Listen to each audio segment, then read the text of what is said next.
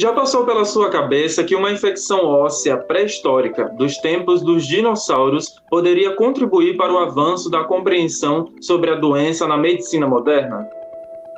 Mas foi o que aconteceu. Uma descoberta permitiu o primeiro diagnóstico de osteomielite aguda em um fóssil de dinossauro. É a primeira vez que o desenvolvimento histológico da doença foi descrito com tantos detalhes e pode trazer grande contribuição para o seu estudo.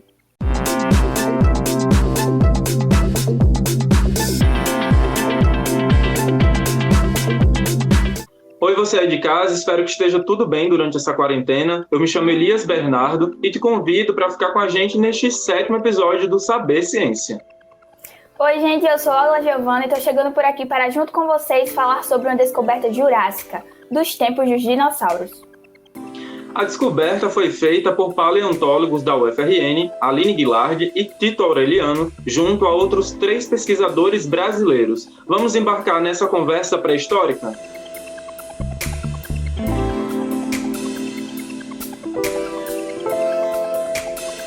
Quem estudou pré-história na escola, com certeza estudou sobre os dinossauros. Mas você se lembra de ter estudado sobre as doenças que eles tinham? A osteomielite é uma infecção óssea que atinge humanos e também animais, e foi encontrada em um fóssil de dinossauro. A doença foi detectada a partir da análise dos ossos de um titanossauro idoso brasileiro que viveu onde hoje é o sudeste do Brasil, durante o período Cretáceo, pela pesquisadora e professora do Departamento de Geologia da UFRN, Aline Guilard.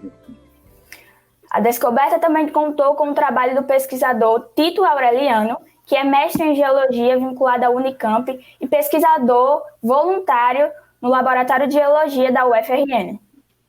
Sejam bem-vindos ao Saber Ciência, pessoal. Muito obrigada pelo convite, a gente está muito honrado de estar aqui com vocês. Essa é daquelas pesquisas que deixa qualquer amante de dinossauro fascinado, né? Então conta pra gente como é que surgiu essa pesquisa e de onde surgiu a ideia dela. Olha, para ser sincera, comecei a mexer com esse material faz muito tempo. Então, na minha graduação, ainda na Universidade Federal de São Carlos, eu trabalhei com a identificação do material, tá? Então, meu interesse era saber a que grupo de organismo aqueles fósseis pertenciam, e foi assim que a gente descobriu que esses fósseis pertenciam a um titanossauro. Depois de muito tempo, eu voltei para fazer o meu pós-doutorado lá na Universidade Federal de São Carlos e revisitei esses ossos. Então, eu observei neles algumas estruturas que eu já tinha detectado antes, mas com mais conhecimento de causa, eu observei estruturas estranhas que pareciam caroços esponjosos ao longo de toda a superfície dos ossos desse titanossauro.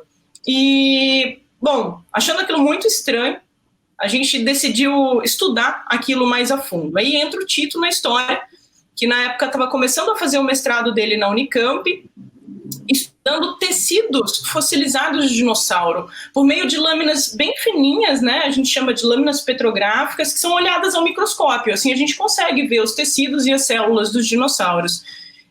Então, a gente repassou esse material, eu e meu supervisor, a gente repassou esse material para o Tito para que essa doença fosse nada dessa forma, e a gente conseguisse identificar qual era aquele mal que acometeu esse período de 80 milhões de anos. Então, assim começou a jornada, tá? Daí para frente foram só surpresas. É uma área muito pouco explorada, essa área de estudar doenças antigas aplicadas ao passado. No presente, a gente chama de patologia, e quando é aplicado aos fósseis, a gente chama de paleopatologia. É uma área muito pequena, muito pouco explorada no mundo todo. Então, foi uma oportunidade excelente de fazer uma investigação nesse ponto e dar uma perspectiva daqui do Brasil sobre as doenças do passado. Lembrando que estudar doenças do passado, né, é interessante, é importante, porque é uma forma de a gente conhecer como as doenças evoluíram ao longo do tempo.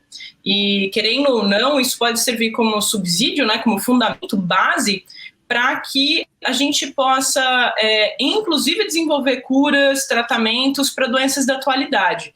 Então, pareceu muito interessante esse tipo de investigação, ainda mais imaginando que poderia ser uma doença que estava presente em seres humanos da atualidade, né? Vocês descobriram que o dinossauro estudado tinha uma doença nos ossos, né? Como que vocês conseguiram chegar nesse resultado e qual é o envolvimento de pesquisadores de outras áreas, né, dentro desse estudo?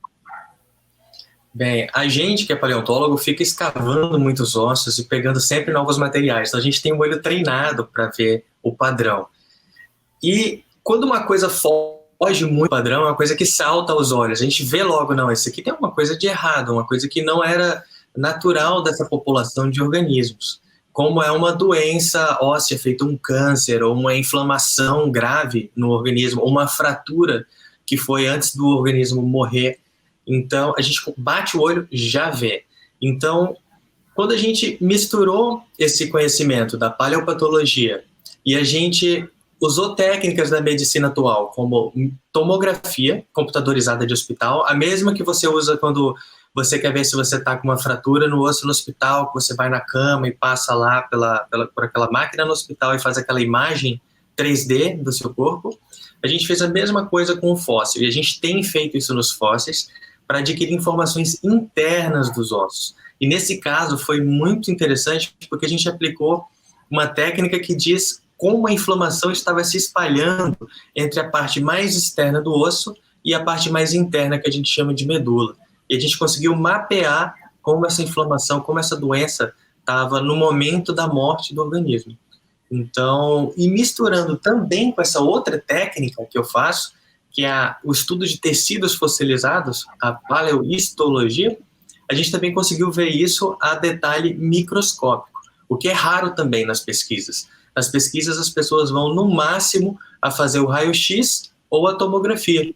E a gente uniu a tomografia 3D ao estudo microscópico. E a gente conseguiu ver, na escala do microscópio, como esse tecido estava sendo remodelado pela doença, pelo agente infeccioso da osteomielite, que é o nome dessa doença de inflamação. Aí você falou sobre diferentes profissionais presentes nesse estudo. Esse estudo ele foi muito interessante de ser realizado porque a gente conseguiu envolver profissionais paleontólogos de diferentes áreas do estudo. Então, especialistas em microfósseis, especialistas em biologia, ecologia de dinossauros extintos, especialistas nos tecidos fossilizados, como o Tito, especialistas em parasitologia. E justamente o fato dessa equipe ser uma equipe tão multidisciplinar, né, dentro dessa área, isso fez com que a gente conseguisse ter outros olhares sobre esse material e fazer essa descoberta tão diferente, tão fora do comum, que tem causado um alvoroço, assim, fora do Brasil. Os cientistas estão começando a procurar, então, parasitas fossilizados dentro de ossos com doenças similares. Então, essa diversidade foi importante. E é importante dizer também que, ao longo desse estudo, a gente também contou, por exemplo, com o apoio de profissionais da medicina moderna. Então, quando a gente levou esse material inicialmente para ser tomografado, isso foi feito num hospital, na USP, no hospital público da USP, em São Paulo, né, no Instituto de Medicina Legal, no Instituto Médico Legal da USP. Vários profissionais da medicina vieram ajudar a gente no primeiro diagnóstico da doença. Então, como as áreas elas se conversam bastante, né, foi interessante a participação deles porque deram vários insights, várias ideias para que a gente possa desenvolver, então, o nosso estudo a partir daí. Essa diversidade realmente foi muito importante e eu saí satisfeita com o resultado. Espero que em outros estudos a gente consiga fazer o mesmo. É bom também reforçar que houve uma diversidade de pessoas de diferentes cores e houve mais mulheres do que homens no artigo, que é um diferencial também, a diversidade de seres humanos, né? Teve gente com neurodiversidade, então isso tudo ajuda a ter novos insights em diferentes pontos chaves para você solucionar os problemas. E vocês também descobriram que a osteomielite no titanossauro era bem grave. Como era que o animal convivia com essa doença? E outra coisa, é comum encontrar doenças em animais pré-históricos? Olha, é uma excelente pergunta, tá? Esse animal, ele já estava idoso, provavelmente, não sei, a gente não tem como definir no momento, tá? Mas talvez a idade tenha favorecido com que ele desenvolvesse esse tipo de doença, né? Com o organismo já fragilizado. Quando a gente encontrou ele pelo estado, que estava esse osso, tudo indica que ele já estava bastante debilitado. Então, a forma a gente vê a osteomielite agindo hoje, esse tipo de ferida formada nos ossos, vamos colocar de forma simples, né? Ele, principalmente nas partes da perna, como foi encontrado nesse dinossauro, isso indica que a doença estava em um estágio bem avançado e provavelmente já tinha tomado grande parte do corpo do animal. Então, essas feridas, elas formavam... esses calos ósseos formavam pústulas que abriam em feridas na superfície da pele e ele devia sentir muita dor, viu? É um mistério na medicina atual saber o passo a passo microscópico da inflamação óssea. O osso, ele literalmente se deforma até necrosar. Então, o passo a passo nos tecidos fossilizados ao microscópio ainda é desconhecido. A gente sabe através de imagens e através de descrições, mas não com o tecido fossilizado. E a gente, com esse trabalho, conseguiu descrever o passo a passo da deformação do osso até um passo antes do animal necrosar. Então, ele ia necrosar vivo. Então, ele estava numa situação extremamente grave antes de morrer. Então, ele devia estar sofrendo bastante antes de morrer. É extremamente raro encontrar em fósseis de dinossauros patologias como essas. Doenças que se manifestam através dos ossos dessa maneira. Então, são espécimes muito raros e que merecem muito cuidado para analisar. E quando você fala de animais mais antigos, da época dos dinossauros, ou mais antigos ainda, é mais raro ainda, porque a maioria desses materiais que são encontrados da era do gelo, do Pleistoceno, para cá, para o presente. Então, é extremamente raro, é uma oportunidade, é uma janela de pesquisa que a gente tem que aproveitar. Além da descoberta, né, da doença, vocês também descobriram que dentro do osso do dino zumbi tinham parasitas, né? Eu gostaria de saber o que isso muda com relação à descoberta da osteomielite nele, se tem alguma relação, né, com a doença, os parasitas. Outra pergunta excelente, tá? Olha, sendo muito sincera, a descoberta dos parasitas foi uma super surpresa. A gente não esperava encontrar isso. Quando a gente estava tentando descrever melhor a doença com essa análise microscópica, a professora Frésia, uma participante do estudo, ela se surpreendeu quando identificou algumas estruturas diferentes preservadas dentro dos vasos, do que eram os vasos sanguíneos desse dinossauro, né? E analisando essas estruturas com maior detalhe, eu me lembro quando ele me mandou as primeiras fotos, que eu fiquei impressionada com o que eu vi, porque nunca se tinha descrito nada igual. Então, analisando com cuidado aquilo e tentando eliminar toda a chance de ser outro tipo de coisa, uma contaminação, um mineral, a gente chegou à conclusão de que este material preservado dentro dos vasos sanguíneos, então, eram parasitas sanguíneos fossilizados. Isso não tem precedentes na paleontologia, tá? Parasitas sanguíneos só haviam sido encontrados, preservados, ou dentro de insetos fossilizados, dentro de âmbar, né, que é aquela resina que aparece em Jurassic Park com um mosquito dentro. Então, basicamente só tinham sido encontrados nessas condições, ou em fezes fossilizadas de dinossauro, e outros organismos pré-históricos, nunca dentro do organismo. Então a gente não sabia, a gente só tinha relações indiretas que apontavam que esses organismos poderiam ser parasitados no passado, mas nunca nada tinha sido encontrado dentro deles. Então essa é a primeira vez e isso abre portas para uma série de estudos para a gente entender doenças parasitárias ao longo do tempo geológico, ao longo do tempo profundo. E a gente está falando de pré-história e dinossauros, né? De que forma essas descobertas nas doenças podem impactar na medicina moderna? É muito difícil você conseguir uma autorização para trabalhar com um animal atual, por exemplo. Mesmo que você encontre um animal atropelado na estrada, você precisa de uma série de autorizações para você poder fazer pesquisa com eles, se eles têm doenças, se eles têm patologias. E para você trabalhar com cadáveres humanos, a burocracia é ainda mais cautelosa.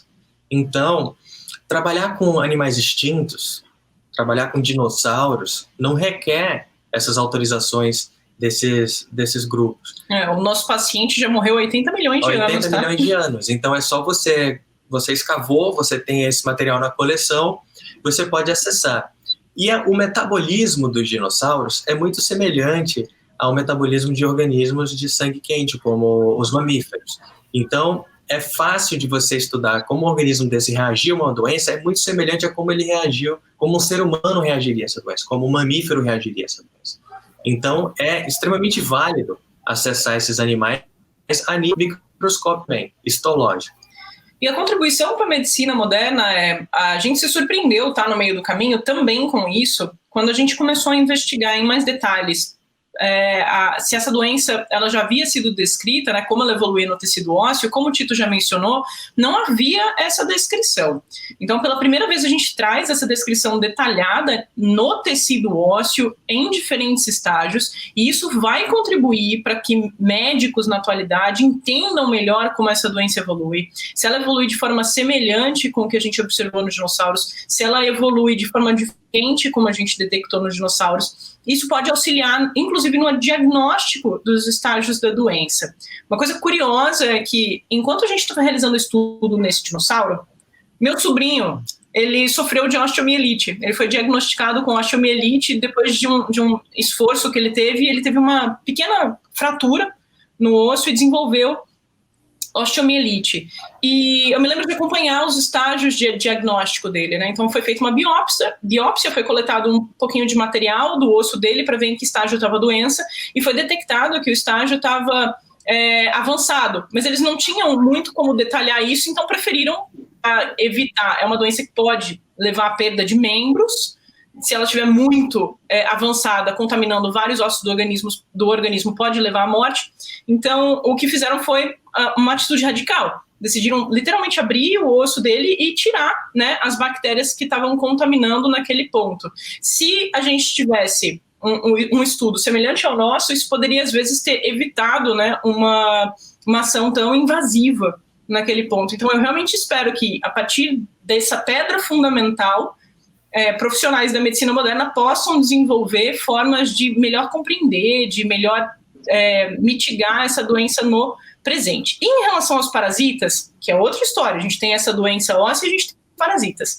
Não foi possível ainda determinar se essa doença óssea foi causada pelos parasitas ou se a presença dela facilitou a contaminação pelos parasitas. Então, neste ponto, a gente ainda não pode dizer muita coisa, apesar da gente saber que existem doenças parasitárias atuais que causam coisas semelhantes. Então, a gente ainda está estudando em detalhes os parasitas para poder dizer isso com certeza. Lembrando aqui que alegações extraordinárias exigem evidências extraordinárias, então a gente está sendo super cuidadoso para analisar e diagnosticar esse parasita com atenção.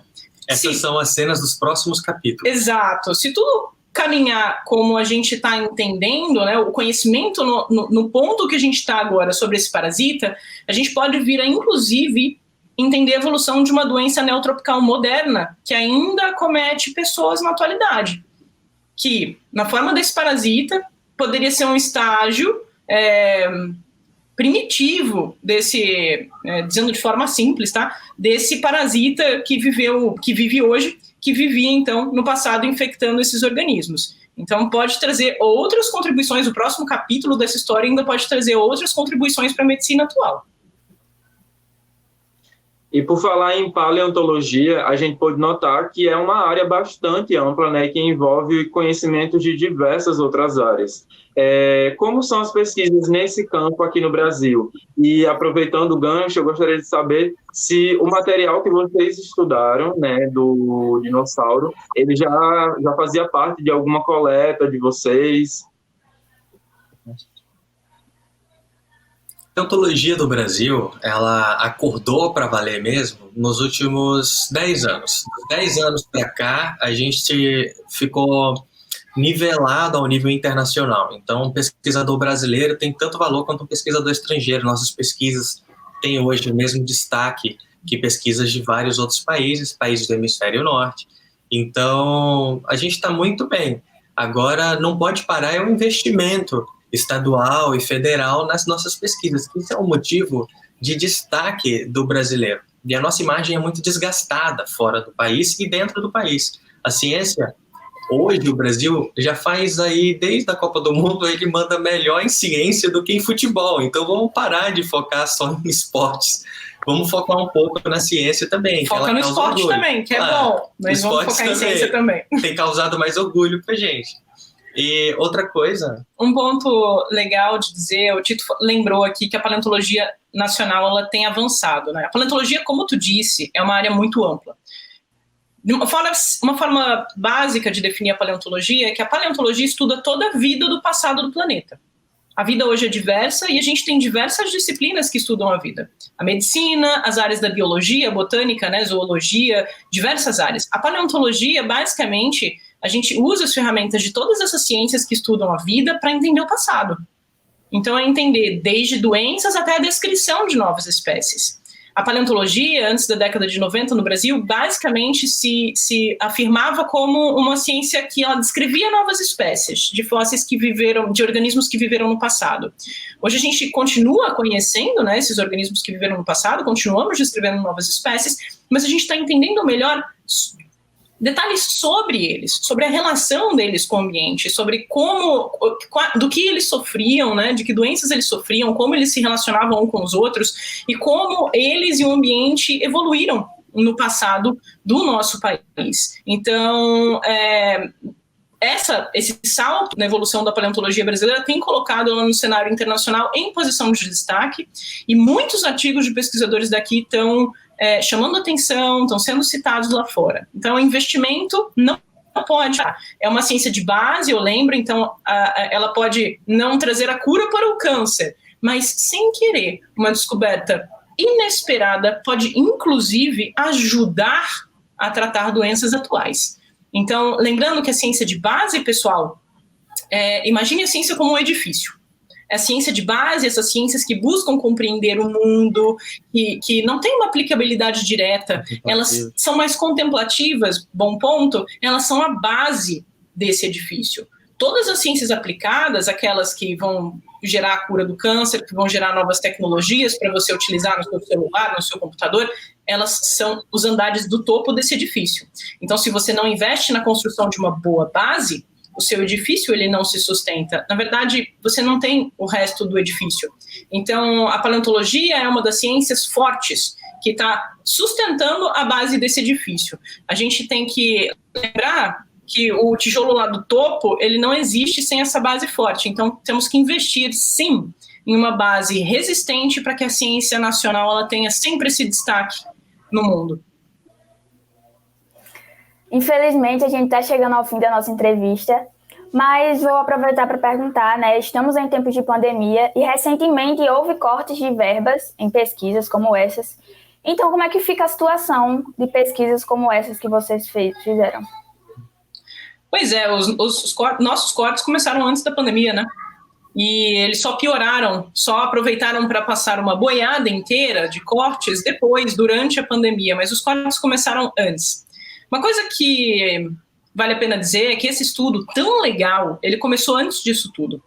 Então, quando a gente ainda tinha financiamento. Então, foi possível realizar todas essas análises legais e ter essa eureka tão interessante, tão importante para o mundo, por causa de um financiamento que está constante, que estava sempre presente. Então, a gente podia confiar que a gente ia realizar um estudo desse, que o financiamento ia estar ali para nos auxiliar ao longo dessa jornada. Tudo incerto agora. Então, lembrando aqui que para fazer a tomografia do dinossauro, para fazer as lâminas histológicas do dinossauro, tudo isso, gasolina, combustível, tanto para coletar quanto para viajar, para colocar esse dinossauro no tomógrafo, tudo isso envolve custos. Tá? Então, o cientista pode parecer que ele trabalha por amor. A gente também trabalha por amor, mas a gente precisa de dinheiro para financiar as nossas atividades. Agora, está ficando difícil. Então, a gente tem medo de não poder mais realizar esse tipo de análise que leve a uma descoberta tão interessante. Então, me preocupa bastante o futuro de estudos como esse, e eu vejo, assim, pelo menos a curto prazo, tá, uma perspectiva da gente ter uma piora na forma como a paleontologia e como outras ciências de base, como as ciências de maneira geral, tá, brasileira, está sendo vista para o mundo. A gente vai ficar um pouco para trás nessa corrida. Então, isso segura muito a gente. E muitos colegas já estão indo para o exterior. Infelizmente, a gente vai perder muitos talentos aqui do Brasil. Muita gente está recebendo convite e está indo. Você pensa, que bom para eles que estão indo para o exterior. Não, muitos preferiam estar aqui em casa, no Brasil. Só que é forçado a sair, né? Lembrando que toda a nossa formação, o investimento é de dinheiro do país. Então, você ter essa fuga de cérebros, né? Ter essa partida de cientistas que foram formados aqui com dinheiro daqui para fora, você está perdendo investimento. Então, é muito lamentável que isso aconteça. A gente deveria lutar para que esse investimento grande que foi feito na ascensão, na formação desses cientistas, a gente devia se esforçar para que eles ficassem aqui produzindo ciência nacional de qualidade, gerando orgulho nacional, gerando desenvolvimento científico, tecnológico, educacional para este país. Fora que eu reforço, para um país ser visto como um país sério, né? Eu já escutei de muitos estrangeiros que a imagem do Brasil é que não é um país sério, um país profissional. Então, uma das principais coisas é você investir em conhecimento e exportar conhecimento. Você impõe respeito ao mundo. Você é um país da festa, mas você também é um país que sabe trabalhar. E sabe trabalhar em coisa muito cabeça. Então, é uma maneira de você conquistar respeito numa mesa de negócios daqui para frente. Se você não investe nisso, o seu respeito cai também. Foi um prazer tê-los aqui no nosso programa. O prazer foi todo nosso, viu, gente? Obrigada de novo pelo convite. Bom, o dinossauro, a gente vai continuar investigando ele. Espero trazer novas notícias sobre os parasitas para vocês em breve. E para quem quiser saber mais, é só procurar na rede notícias sobre o Dino Zumbi, que vocês vão encontrar bastante informação por aí. Este episódio do Saber Ciência termina aqui, mas você continua com a gente no canal do YouTube da TV1. Nós também estamos na sua plataforma de podcast preferida. Basta buscar por Saber Ciência e escutar o episódio na hora que você quiser. Você pode ainda mandar um comentário nos nossos perfis do Instagram. O meu é Eli Bernardo.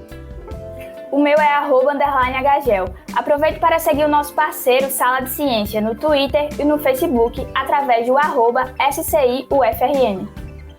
A gente espera você na próxima edição do Saber Ciência. Tchau! Tchau!